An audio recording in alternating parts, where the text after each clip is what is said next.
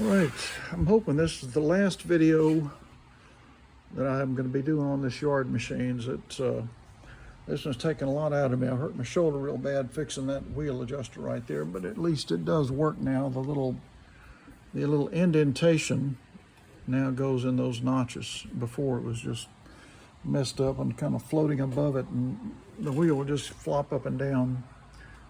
But I hurt my shoulder real bad doing that. And I was about it. You saw in the last video, I was about to wrap this thing up and was going to put the tank on, and I thought, oh my God, someone has sheared off a bolt, not a bolt, but a screw that attaches this thing. Let me get something to point with. And they probably put an impact wrench on it, not thinking what they were doing, and had it on, tightening instead of loosening, and they sheared the bolt off. And so that bolt is what holds the tank in place, and no wonder the tank was flopping around. And I was going to drill it out, but my gosh, that screw is such tough metal. I just thought I'm going to figure out another way. So I've never done this before, but I put an extra long screw here, so it'll be super stable. You can see it sticks out a little more than usual. And then I took some wire, which I use all the time for emergency repairs, and that's what this is. And this screw does not normally go here. It's usually a long screw that goes into the body of the mower. So I cinched all this up and then wrapped it around this crankcase ventilation tube, which, surprisingly on this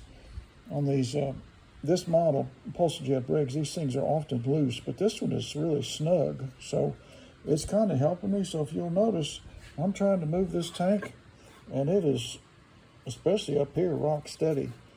So I'm going to put some gas in this thing, which I've just done, and I've replaced the blade because one side of the blade was missing a big piece of metal, so I know it was going to be unbalanced. I've set the coil gap, the ignition coil gap. I've got an old plug in there. I may put a newer one in there if it doesn't sound right, but this thing's ready to test. I've got what I think is about the right amount of tension on the governor spring. If not, then I'll move this back out, because I did move it in that way. I didn't want it to over rev. So I thought I'd show you this, that it is priming. So I'm going to push the primer. You'll watch the fuel go in. I hope you saw that. I had already done this tank weeks ago, and I keep them on the shelf ready to install, just to kind of speed things along. But I was worried about this tank not being good enough, but I think it's going to be at least okay. So let's get the rewinder on and see if this mower is going to start. It had very little oil in it, and what was in it was jet black. I mean, really black. Make sure of what I'm looking at here. I think I've got that on the mower. Maybe I need to. Yeah, okay.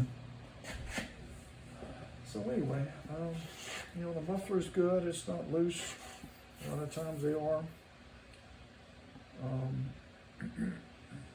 I've replaced the kill cable with a brand new one, but I had to splice it up here because it was too short. And you can do that, it works. So let's put the rewinder on. Rewinder / blower housing.